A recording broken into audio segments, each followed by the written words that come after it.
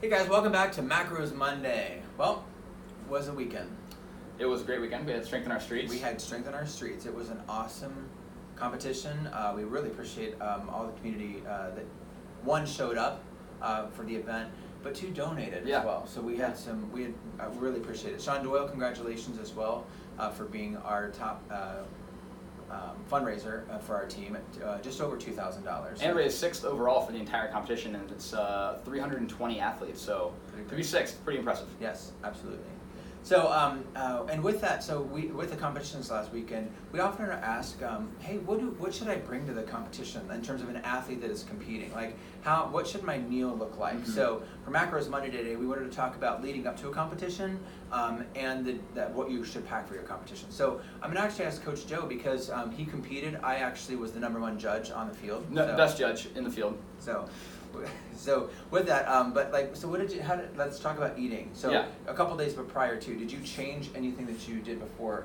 No. Okay. So I think the most important thing for all competitions is to make sure you eat stuff you normally eat so that your stomach doesn't get upset. You aren't trying something new. Mm-hmm. So I just ate what I normally eat. Good. And Friday just had a balanced meal of carbohydrates at all my meals and had a couple snacks and did not carb load, just had a normal amount of carbohydrate.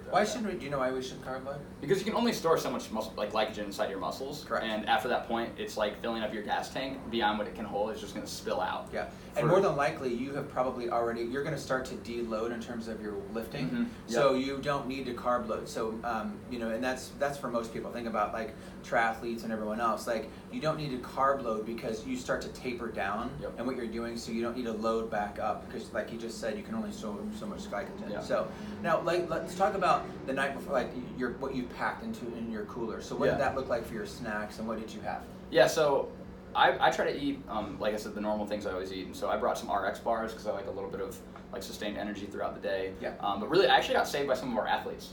So I forgot to bring some like very, very simple carbohydrate. Mm-hmm. So you want to have like very simple, like seriously candy, right? So if you watched the CrossFit Games last year and you saw the marathon row, people had buckets of gummy bears. They had Skittles. Like, this is the time inside of that workout where having some more like very pure sugar is actually going to be beneficial for your body. So we had things in our tent like animal crackers, which were excellent.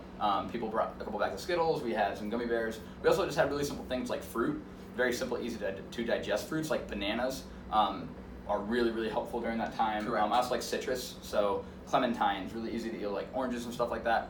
Things that digest quickly, pineapple.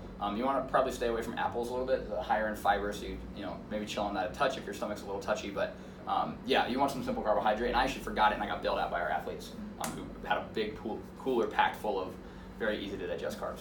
And this is the time to, in intra-workout, to also take in some Gatorade at that point in time. So that's a good time to get that liquid form. So, but that's, in terms of Gatorade, that's probably the best time to take your Gatorade in, not necessarily before and after a workout. So, but during a workout is a great time to help with that sustained energy. So, and remember, guys, we were working out from about 9 a.m. to about 4 p.m. So it was like a full-on day of training. So when I say like simple sugar is okay around your training, you don't need to have candy if you come into the box. No, right. Don't need that. No, he's not saying like post-workout, get a bucket of gummy bears and your passenger seat of the car on the way home. So, or stopping at Dairy Queen or anything like that. It's like you got 8 hours of competition and you're trying to perform. Help yourself out a little. Yeah, they had 4 events, so it was very taxing throughout the day. So those simple sugars you need to quickly process. So, well, good. And then post-workout. Yeah. So this is the thing a lot of people do in the post-workout is they go and have like something extremely indulgent, and they drink a lot. This is like the two things we see all the time. Drink a lot. All the time. So last year we tried to go out right after the event, and everybody was like, "I'm gonna fall asleep right now," and then it was kind of timid. This year we went home, we went and people went home and showered. We came back out and we went to Hopcat and had just a burger. Now I do not enjoy cheese, so I skipped the cheese and had some vegetables on the side and had a beer and a half and stopped. And the reason for that, guys, is that going out with your team to celebrate and be like, yeah, we did that, guys, that was awesome, is really important. The camaraderie aspect of CrossFit and the community aspect of CrossFit is extremely important. And not to say that you can only do that if you go out and have a beer somewhere, but what I really want to warn against is going out and having like 7 beers somewhere. Reason being that came back in this Monday, we had Grace to do.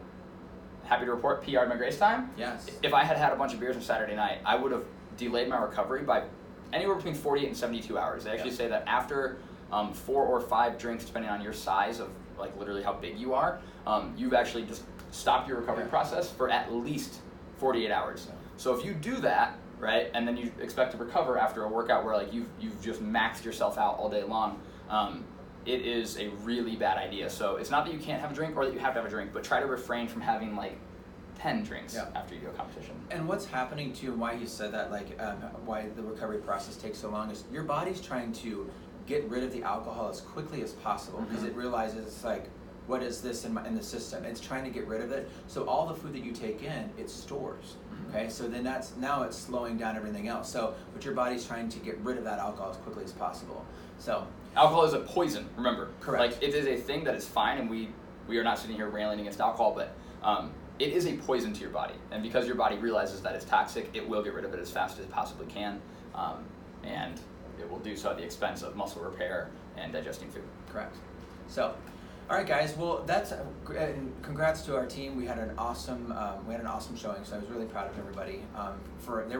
We had 3 people that was their first time going out to compete. So, so congratulations. And well done this last weekend. Thank you. We hopefully that helps you for your next competition or your game day, whatever it is that you'd like to prepare for. So that completes our Macros Monday. We'll see you next week on some more tips and tricks. Have a good week. Take care. Bye-bye.